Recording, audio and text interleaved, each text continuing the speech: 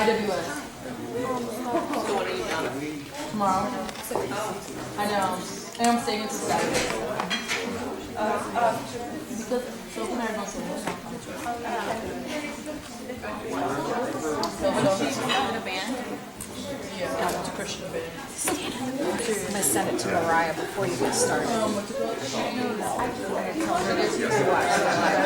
Oh wait, now hold on, my light's all wonky.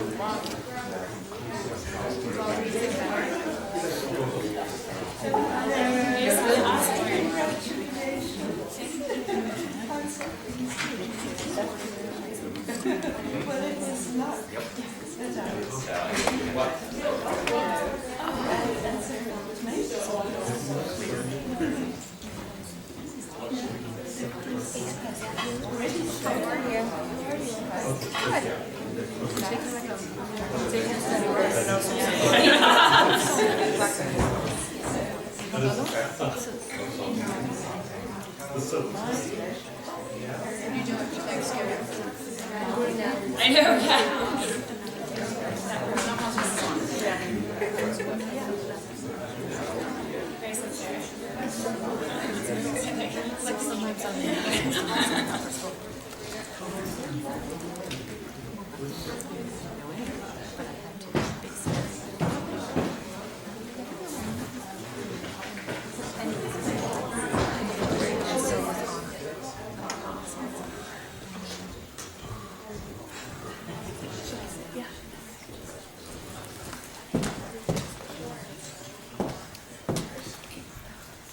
It's like you're ready to start.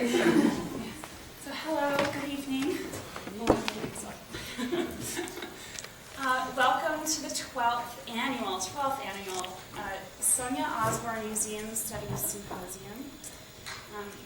For those of you who don't know, the internship program was created to honor the legacy of Sonia Osborne, who taught art history at Westover in her 20 years here. And we have the honor of her being with us tonight, so I'd just like to take a moment to recognize her.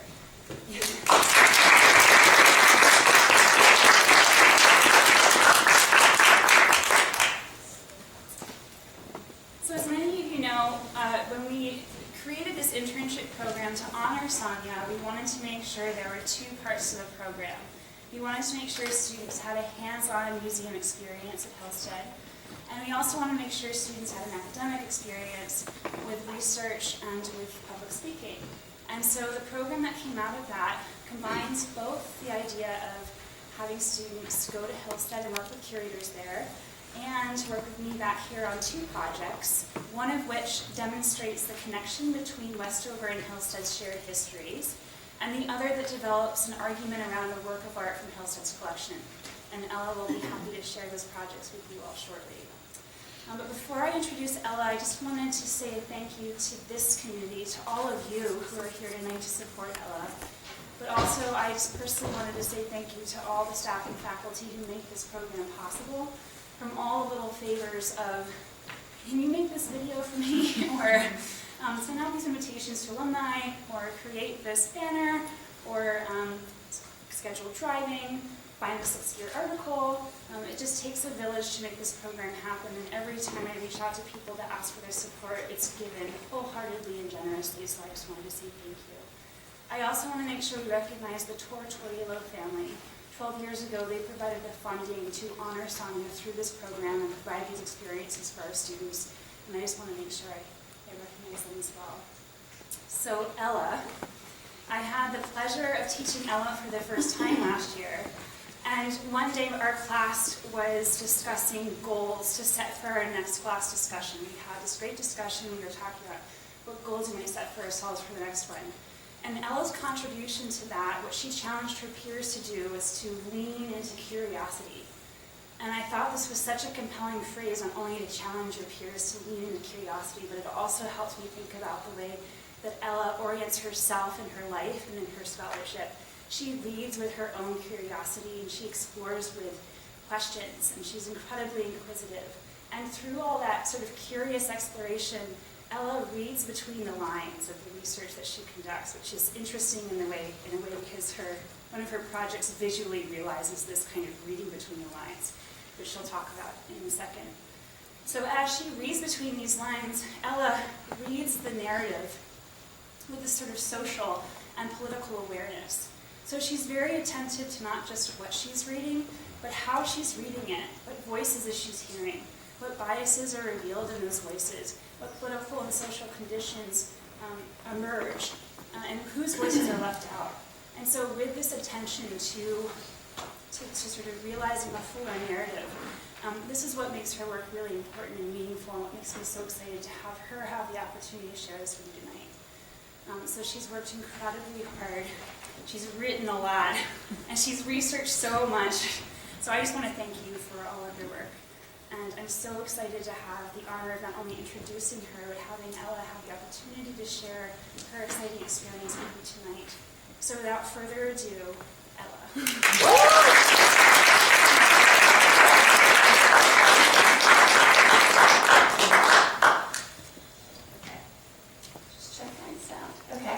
Thank you so much, Allie, and thank you all for being here.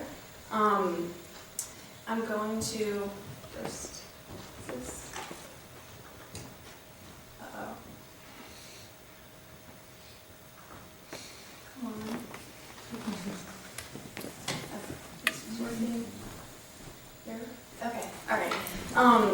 So I'd like to start off by telling you a bit about my time working as an intern at Hillstead Museum and about my time working up in the Westover Archives with Muffy. So for those of you who don't know, Hillstead is a colonial revival house built by one of America's first female architects, Theodore Pope Riddle. She built it for her parents, but when her father died, she and her husband, John Riddle, moved in. And so it was her own house for a long time. Theodate was close friends with Mary Hillard, our founder, and she was the lead architect of Westover School, so you're sitting in her red hall right now. I worked at Hillstead Museum every Wednesday afternoon this fall. I got to do a lot of different things like taking inventory of the linen closet, assisting researchers, visiting researchers and sorting through the Pope family's old documents. I cleaned Theodate's hats with tiny little vacuum cleaners. I organized drawers of the Pope's belongings. One day, my supervisor, Melanie, went home early and I was alone in the archives, taking inventory of this bureau, and I opened a drawer and I found this doll and about 10 other dolls that looked like it, which was terrifying. So I had a lot of interesting tasks, but I really learned, throughout my experience, I really learned what goes into taking care of these objects and how important they are to preserving history. So I really think that the experience left me with a lot of valuable information in that way. So now I'm going to switch gears a bit and talk about the research I did up in our archives with Muffy. So I started with a lot of open-ended research. I really wasn't sure what I was going to find up there. But quickly, in exploring and in talking with Muffy, I learned that Westover's history is rich and complicated and, like Ali said, full of many different perspectives. So I started to find all of these letters and statistics and editorials that contradicted more accepted written pieces of history. And so this kind of dynamic really interested me, how these voices had been excluded from what we often regard as history. So one particular article I found from the months leading up to Westover's opening in 1909 really embodies how certain voices were left out of this historical narrative. And so I created a video installation that's actually shown in the library that shows the written accepted history as well as the history of these concealed voices. And so I'm going to show that now and kind of walk you through it. It's a silent video, so. Okay.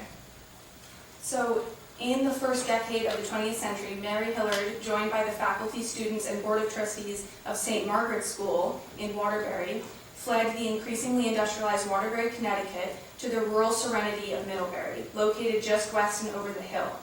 In re-examining the complex story through articles, newspaper articles, editorials, and letters, the relationship between the communities and constituents involved, as well as between the two places in question, reveal Westover's founding as a story of conflict. So the article in question, like I said, is published in 1909, and it contains a lot of language about Middlebury as kind of like the ideal, which others its industrial neighbor Waterbury. So it was kind of interesting to then read about how, what Waterbury was like at the time, and to compare the way that it was excluded from this narrative. And similarly, there's a lot of language about the rural education, and it reveals the school's brand as a country school, but it makes no reference to how Mary Hillard was only able to offer her students those opportunities because she fled St. Margaret's School and left that school kind of up to dry.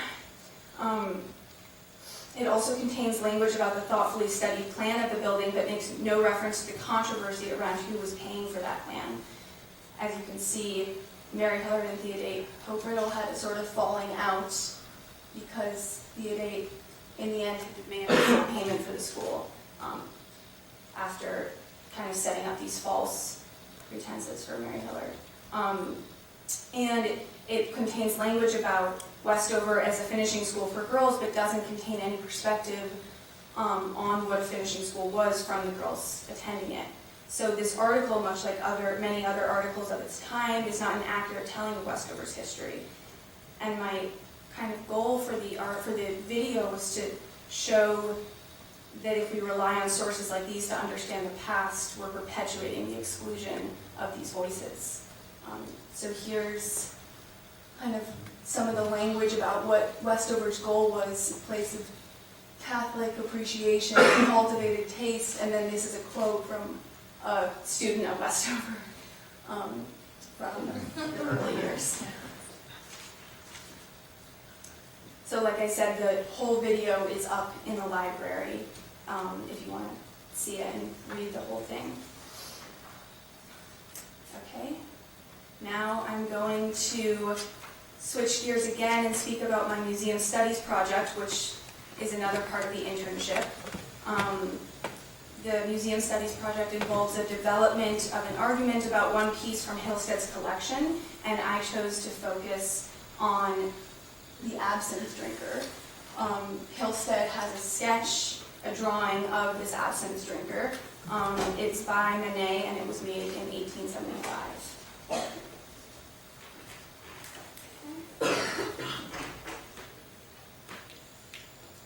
In the painting of the absinthe drinker by Edouard Manet from 1859, a notorious ragpicker by the name of Collardet poses in a half-seated and half-standing position in what appears to be a dark, obscure alleyway. Resting on the ledge beside him is a bright green glass of absinthe, and below at his feet lies the black and empty bottle from which the absinthe was poured. Most of Collardet's body hides beneath the brown drapery of a large cape, with the exception of his legs, which dangle improbably below. His face, resting in an unfocused gaze, hides within the shadows of the widely brimmed top hat, likely a possession of a distracted member of the bourgeoisie. Though based on a specific individual, the absinthe drinker resists identification, as Iwala Haragukarth has observed, with each detail. The painting's form also emphasizes obscurity. The paint has been applied quickly with light brushstrokes, creating a thin and fleeting feeling. The recession of space is abrupt. The lack of volume offers an air of artificiality. While the ragpicker in Manet's painting of the absinthe drinker has been discussed in terms of a type that embodies the shifting identities of modernity at the end of the 19th century, his incoherent appearance may be better understood in terms of the changing technology of light.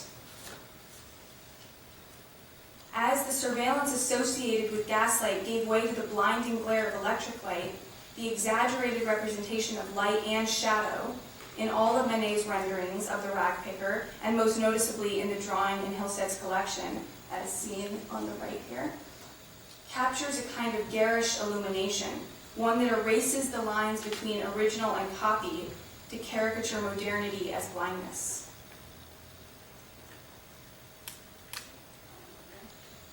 As the late 19th century renovations of Haussmann lit the darkened streets of old Paris, modernity came to be defined, as the city was, by a heightened sense of visibility. The social, political, and economic chaos that predated the Second Empire churned out the deeply fraudulent Louis Napoleon III as the leader of Paris. Seeking to modernize the French economy by rebuilding Paris as its triumphant capital, Napoleon hired Georges Eugene Haussmann in 1853 to direct the city's dramatic transformation. Haussmann transformed the crumbling and impoverished city into an urban spectacle, with the widening of boulevards, addition of parks, and construction of sidewalks and balconies. Paris became a theater, a kind of pageant of heightened visibility where its residents could see and be seen. This newfound spectatorship largely came in the form of increased natural light. Prior to Haussmann's renovations, the narrow streets of medieval Paris trapped the city and its inhabitants in constant darkness, as you can see in this view of Paris on the left from the 1840s. Political economist Victor Considerant described Old Paris in 1848 as, quote, poverty, plague, and disease labor in concert, and where sunlight barely enters. It is a foul hole where plants wilt and perish, and 4 out of 7 children die within a year, end quote. Although Paris was once a barely lit city that prevented life and even plants from flourishing, Haussmann's renovations allowed for sunlight and fresh air to seep within the orbit of the metropolis, pushing Parisians out onto the boulevard and into the parks, filling the city stage with both actors and spectators. And you can see this view of Paris on the right from the 1860s. This was the first boulevard that was put in. Just as light was a subject of Haussmann's renovations, Louis Napoleon used light as the basis of his political rhetoric to recruit the support of all of Paris. He promised to, quote, open up new roads, open up popular quarters which lack air and light, so that sunlight may penetrate everywhere among the walls of the city, just as the light of truth illuminates our hearts, end quote.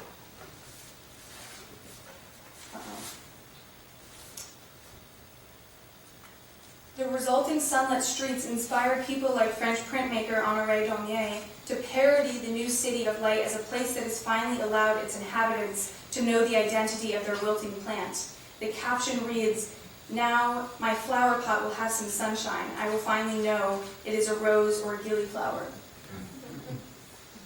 As Paris transformed from a foul, dark hole to a city of flourishing life, light now lit a Paris stage, creating an illuminated spectacle.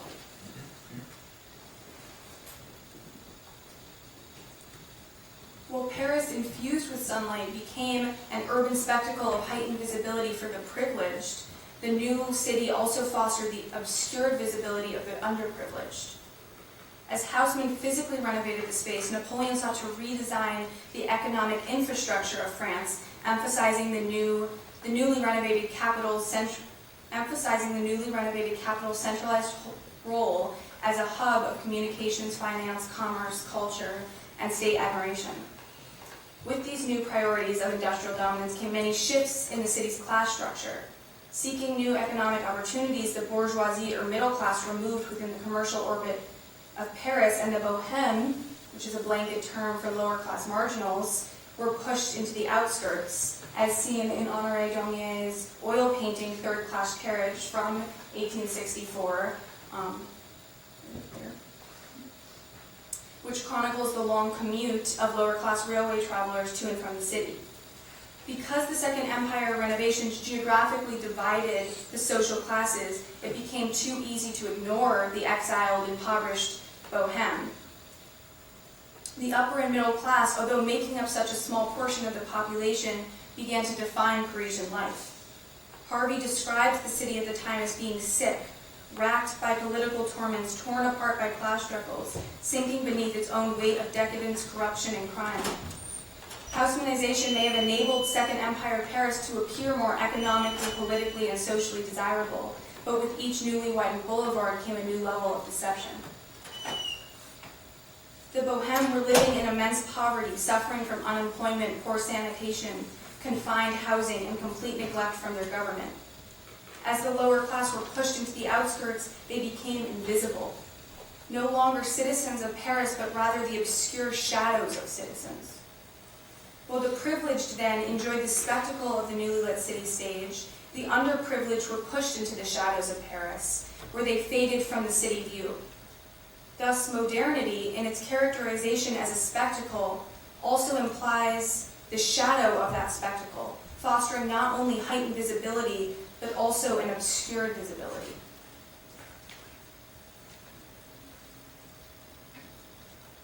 If modernity is about a kind of heightened yet obscured visibility, the rag picker, as a well-known Parisian type, embodies this obscurity. The emergence of types, as German philosopher Walter Benjamin explores, innately forms from any evolving metropolis. Using Benjamin's research, Laher-Buckarth points out that, quote, the notion of a type as an assemblage of identities demonstrate that the type is not an absolute or natural category, but functions as an ideological construct, a smoothing remedy, turning society into a phantasmagoria, end quote. In other words, social groups existing in urban societies are made possible only through the smoothing of individual identities. In a way, these ideological constructs find order in a cosmopolitan society. The types, then, that emerged within the Parisian metropolis, the bourgeoisie, for example, had clearly defined lines, lending to the heightened visibility of the social group. However, the smoothing remedy that was required to make these types so defined added an element of obscurity to the notion of the type. Embodying both the obscurity and the visibility of Second Empire Paris types were the rag pickers. One of the rag pickers is seen here from a 1865 oil painting by Manet. The rag pickers were self-employed men who acted as the garbage disposals of the city, picking up and making use of the unwanted possessions of the bourgeoisie. According to art historian Robert Herbert, rag pickers were the liberated spirits of the Second Empire, moving about the night, flouting the habits of the bourgeoisie in their comfortable beds. Because the rag pickers were their own recognizable type in Paris, they earned the inherent visibility that comes with being a type. However, because the job of a rag picker is to act as the entrepreneurial nomad, forming his identity around found objects from the Parisian streets, passively synthesizing the cosmopolitan city, he also came to embody the obscure smoothing of these types. A rag picker's constantly changing routine speaks to what Laher-Buckarth describes as a, quote, puppet-like readiness to assume roles. The rag picker has a sort of destabilized identity, his appearance so incoherent that he himself becomes an assemblage of types. In this way, his heightened yet obscured visibility reveals the rag picker as the figure of modernity. The rag picker in Manet's The Absinthe Drinker speaks to this sense of heightened yet obscured visibility emerging from the newly formed metropolis through his disguise, his pose, and his glass of absinthe. Identified by members of society as a rag picker, Collardet, depicted in The Absinthe Drinker, was often seen wandering the plaza in front of the Louvre in his theatrical clothing, wearing a widely brimmed black top hat, and thick brown cape. These found possessions of many different aristocratic individuals lend to his identity as an assemblage of types. These found possessions of many different, even his pose, which apes a kind of choreographed fourth position and echoes the aristocratic gesture of Watteau's L'Âne Indifférent from 1716, which is hanging in the Louvre, a place that Manet was, of course, very familiar with, also speaks to this assemblage of types. In addition to Collardet's collection of disguise and gesture, absinthe was also an emblem of obscurity. In the nature of the drink, with its hallucinogenic powers, evokes a deep sense of disorientation, French writer Alfred de la Vue describes in 1862 how the, quote, drunkenness absinthe gives you doesn't resemble any known drunkenness. It is not the drunkenness of beer, the heavy drunkenness of beer, the fierce drunkenness of brandy, the jovial drunkenness of wine. You think you are headed towards infinity, like all great dreamers, and you are only headed towards incoherence, end quote. The ragpicker embodies this incoherence through his disguise, his pose, and his association with this fraudulent concoction. However, these all lent to his identity as the ragpicker, which also lent to his identity as a heightened visible type.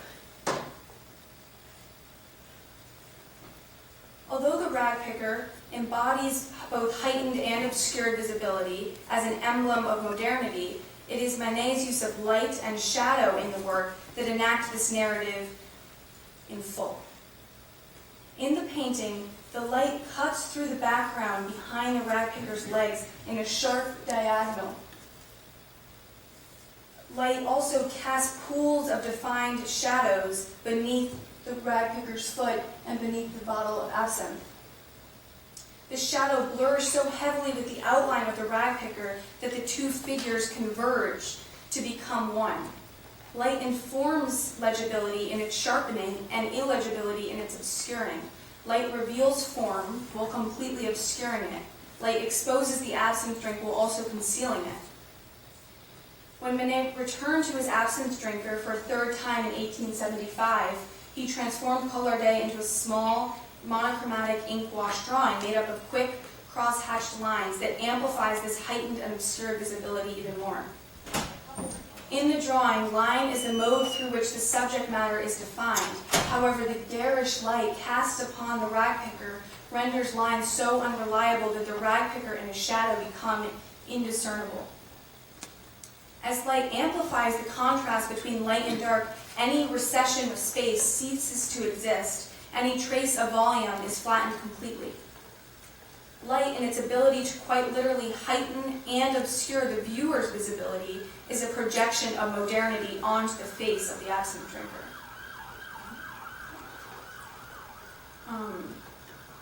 Well, the physical light cast upon the ink-wash face of Collardet informs the work's modernity. Equally critical is understanding gaslight in Paris throughout the 18th and 19th centuries as a surveilling force of order and cleanliness. During the time of the French Revolution in the late 18th century, street lighting was one of the primary principles of maintaining law and order, accounting for over 15% of the police's total budget. According to E. Koloff's travel guide, in Paris from 1849, quote, after midnight every street lamp is worth the host of a watchman. When the July Revolution began to take flight in the early to mid-19th century, darkness, made possible by the self-contained, individually extinguishable gas lights, became the weapon of the revolutionaries. According to German eyewitness of the rebellion, the populace furious runs through the streets, smashing lanterns, challenging the bourgeoisie to fight, and swearing that it will have vengeance. The smashing of reverbères, or street lanterns, was symbolic of destroying the king's authority and strategically created a city so dark that forces could no longer operate. This lantern smashing can be seen here in this photograph, or not photograph, this piece from 1848. The darkness, in its power to blind the king, was used as a sort of ammunition for the rebellion. The police sought to gain control over the citizens by urging them to identify themselves with light, to, quote, stay inside their houses, put lights in their windows at night to illuminate the streets, end quote. These city and community efforts that placed lanterns on the streets and required citizens to light candles in their windows quite literally illuminated wrongdoings, making criminals visible to the police at night. In this way, light defined the citizens of Paris. Those who chose light were ethical, and those who chose darkness were deviant. In addition to gaslight being a mode of surveillance, it was also associated with cleanliness, cleaning up the Parisian streets. In his 19th century vision for future Paris, French dramatist and writer Louis-Sébastien Mercier describes streetlights so bright that, quote, their combined impact left no shadow at all. Shadow, like darkness, was a deviance from order, an emblem of degeneracy. He hoped that the new street lighting, so bright that it drowned out shadow, would rid the city of, quote, prostitutes with painted faces and one foot in the gutter, offering their coarse and vulgar pleasures, end quote.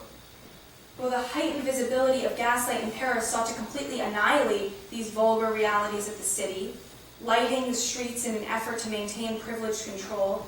The darkness of extinguished gas lamps did just the opposite.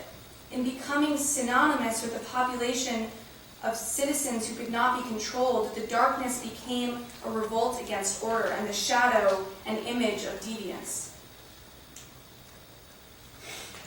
Well, the light of gaslight was culturally understood as a mode of surveillance and order for much of Parisian's history leading up to the Second Empire. The meaning of light shifted when electricity was introduced to the city.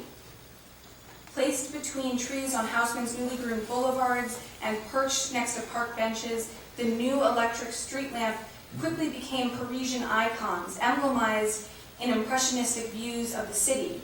And this can be seen in Caillebott's 1877 Paris Street Rainy Day. You see the street lamp behind. With this installation in the 1870s, the harsh white electric light shockingly departed from the muted glow the gas lamps offered. The light of electricity surpassed cultural understandings of surveillance.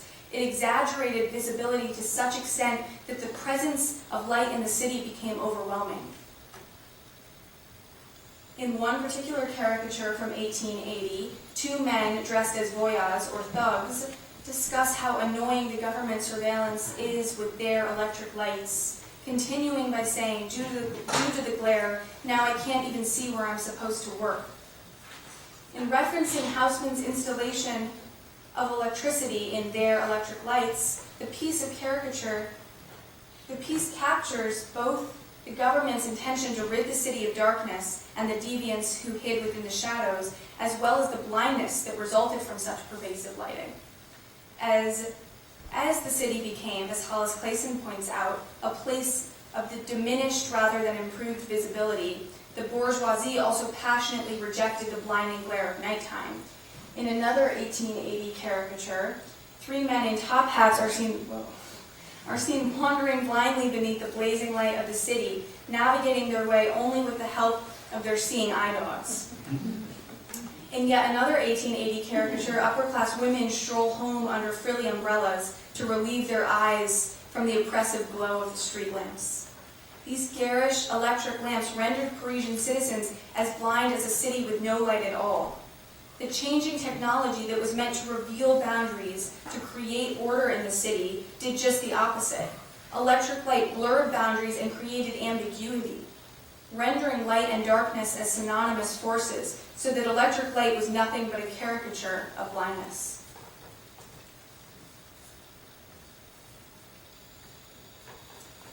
Well, the slow transition from electric to gas lighting, occurring contemporaneously with Manet's early career, makes it impossible to know which type of light was cast upon the varying faces of the absinthe drinker.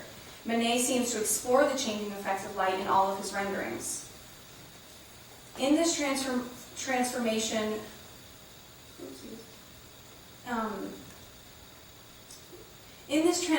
from painted to printed to drawn forms, Collardet seems to be both the receiver of the surveilling gaslight and the blinding illumination of the Second Empire's electric light. In the painting, for example, policing gaslight cast Collardet's shadow as a lurking force behind him, assigning him the role as a deviant in relation to his identity as a ragpicker. In addition to this deviance, his aristocratic top hat casts a shadow that cuts through his eyesight, rendering his vision obscured. Well, these cultural implications of shadow and light, of deviance and obscure visibility, seem to be present in the painting, given the later dating of the sketch which is more aligned with the installation of electric street lighting, the obscured visibility cast by the ink wash shadow becomes even more pronounced. Such blinding illumination in the drawing of the absinthe drinker can be seen in the way electric light transformed the viewing of art in 19th century Paris. Critics and art lovers found electricity to be destructive to the viewing of art, disturbing the elegant, sensitive lighting in the salons. In Frank Giraldi's review of the 1880 salon, he points out that, quote, illumination by electric light was not without difficulty. The jury opposed it. In the interest of the art, it is believed that the canvases were poorly seen and faultily appreciated in that light. Even in the Paris salon, a setting that was the height of sophistication, where every fine detail was meticulously controlled, electric lighting as a paradigm of obscure visibility not only destroyed the way artwork was viewed, but also created an environment where artwork was faultily appreciated. The electric glare obliterated both art and standards of taste. In one caricature shown here from 1880, two men whose vision was damaged from the blinding glow of electricity are depicted hanging a painting upside down. The light had confused their judgment to such an extent that they quite literally did not know which way was up. In another 1880 caricature, the intensity of the lighting physically made a woman ill. As she vomits over the edge of a museum balcony onto a piece of sculpture, her husband blames the guard, saying, "It's your fault because the electric light indisposed my wife." As electric light then seemed to make a mockery of the status of art in its inappropriate hanging and defacement, its artificiality also obscured the viewing experience. The oppressive and blinding conditions of indoor lighting rendered Parisians so lost that they were unable to discern works of art from real life. In a caricature from 1880, a woman attempts to put sunglasses on her husband's face in hopes of protecting his eyes from the sharp glare of electric light. However, she puts the sunglasses on a statue instead, so blinded that she could not differentiate the cold stone of the artificial from the warm flesh of the authentic.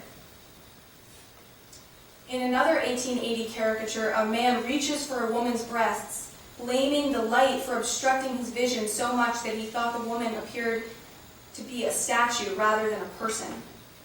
In this new kind of unnatural electric light, as this new kind of unnatural electric light was introduced to the museum, it instilled a kind of artificial illusion that blurred the boundaries between the contrived and the authentic, between art and life. Just as electric light obliterated the lines between the real and the artificial, Manet's modernity has similarly been discussed in terms of conflation between the original and the copy. Known for translating the work of past artists into his modern paintings, Manet subverts the original with his copies, even going as far as to sign the reproductions, giving them an original life of their own, and in so doing, as Carol Armstrong says, quote, blurring every boundary of authenticity. The absinthe drinker is no exception to Manet's mimicry. Even the rag picker is a copy of himself in the background of another work by the artist from 1862 called The Old Musician. You can see he's up in the right corner, dressed in the same cloak and the same top hat. When Manet copies an entire composition, as he does with the absinthe drinker, the subsequent iterative process from painting to ink wash conflates ideas of reproducibility and originality. Although it appears to be a preceding study, simply by virtue of it looking like a study, the ink wash is in fact the final iteration. It is, unlike the print, singular, unreproducible, and itself original. The sketch, then, in being the final version, while also appearing to precede the series, in being both imitation of a familiar subject and an authentic original in the singularity of its medium, and even in blurring the boundary between drawing and painting as an ink wash, becomes an illusion. As Paris, at the turn of the 20th century, in its inherent fraudulence, was itself an illusion and image. it made the contrived and the authentic indiscernible. Manet taps into this modernity through the effects of light and shadow. The obscure visibility of electric light that blurs the edges between the ragpicker and the shadow, that dims the viewing of fine art, and that blinds the spectator from discerning copy from original, caricatures modernity as blindness, and the absinthe drinker as the very artificiality and illusion of electric light. Thank you.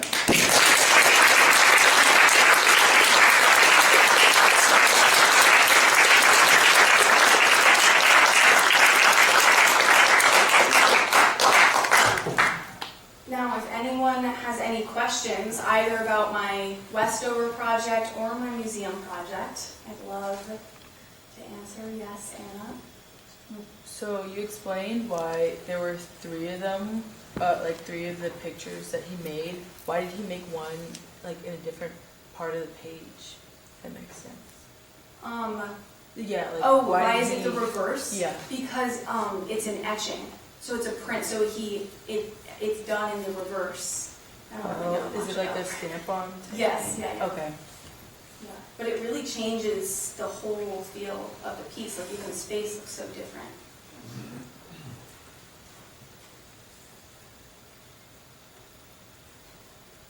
Yes. Is absinthe something that would be imbibed by people of any class, or does it signify something? It was definitely very popular with the bohème or the lower class group. Its popularity actually increased during the Second Empire because the bourgeoisie found that they could profit off of the absinthe industry. So it kind of speaks to the city's modernity in a way that it like perpetuated the bourgeoisie's wealth because they were profiting off of this drink, but then it also perpetuated the lower classes, I guess, invisibility because they were so, I guess it really like destroyed their community because it's such an addictive, hallucinogenic drink. So, but it was definitely very popular and became even more popular. Do you know how the museum came to acquire that piece? The Popes were very, like a lot of Farmington, Waterbury families, like the Whittemores, were really interested in French Impressionist paintings. So I know they have, Monet, they have a few other Monet, they have Degas. So I think this was likely they bought the paintings for nothing, so this was likely like nothing for them to have because it wasn't an oil painting, it was a drawing. But I think probably on their travels in Europe. Yeah. Yes. I know you went back and forth on what you were going to do this project on. What finally drew you to this work? I think originally I was really interested in Degas and his dancers because this dynamic in Paris at the turn of the 20th century really piqued my interest, finding these, I think being known as something that's so, such a time of this urban spectacle, everything is so visible, and the city is a stage, and then to find out about, actually, most of the population is pushed to the outskirts and is not seen at all. I think that story really piqued my interest, and I was kind of trying to work it into Degas' dancers. But the way Manet uses light in this piece, and the way the shadow is like the second protagonist in this piece, I think I really just found that light and the change from gaslight to electricity and the way it's used in this piece really embody the heightened and obscure visibility of Second Empire. Do you think Manet was very intentional in the production of the pieces because of the light and with the addition of electrical light in museums? Was he able to think that far ahead of how his pieces might be viewed? I think, it's interesting in the painting, to me, the way that the shadow lurks behind him feels very intentional in representing the deviance that darkness represented. Like the way that he's almost standing in a spotlight, like kind of to me like seems very intentional in mimicking like the policing light of gaslight, and then the sketch looks like you can just even see how similar it is to some of these caricatures in design. Like caricature really became the medium that embodied electric light, so it feels like the fact that the ink wash looks so much like caricature, which was embodying electric light, I feel like that is another sign that it was very intentional. But I wish I could.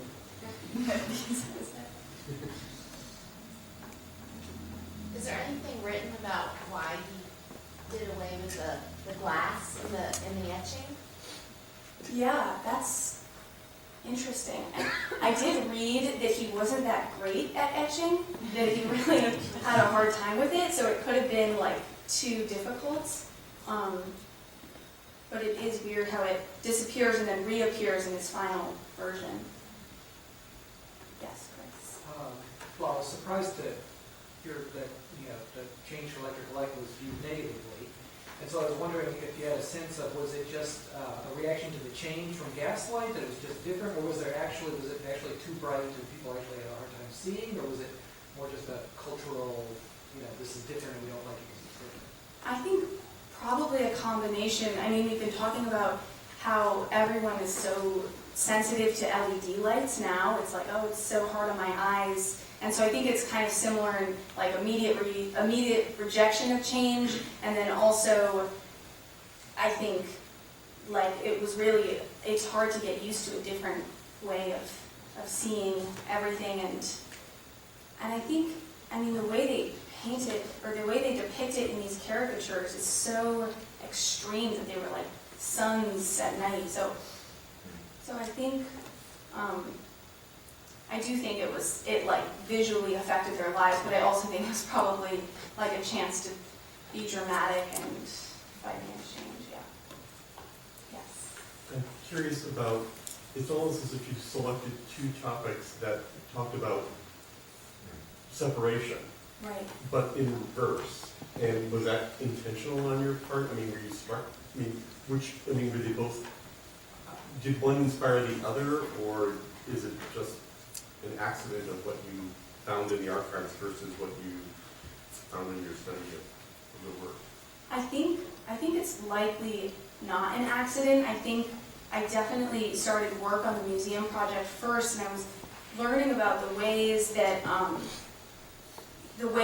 Second Empire Paris was sort of disguised, sort of fraudulent, and perpetuated or heightened and obscure visibility. And so when I was reading about Waterbury and Westover's founding, it kind of, I think I was like maybe eager to see that narrative in something that was like tangible and immediate to me. But it is, I really didn't see the connection until I finished, and I was like, oh wow, these are very similar themes. And it's also interesting that all of the people involved in the Westover's founding were so fascinated by French Impressionist art, and they were kind of like then continuing this narrative in their own life.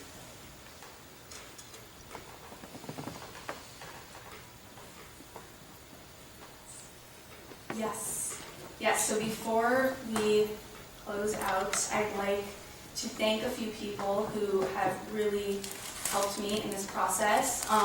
First, Muffy, who worked with me up in the archives and who really helped me explore Westover's history, and whose passion was so amazing in that exploring process.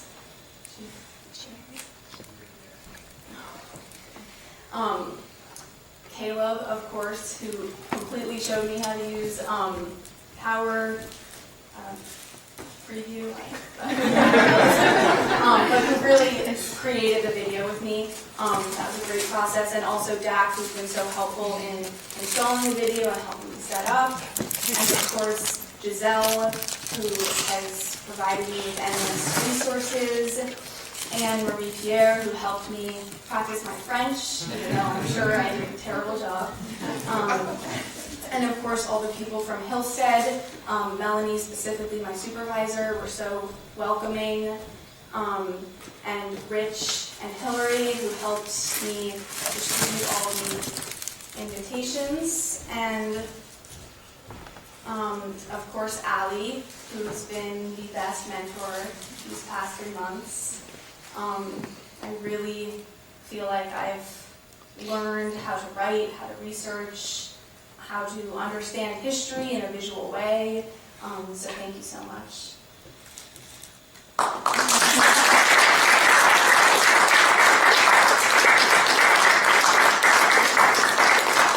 And of course, Sonia Osborne, for whom the program is named, for coming all the way here. Yes, and all of you, thank you so much for coming.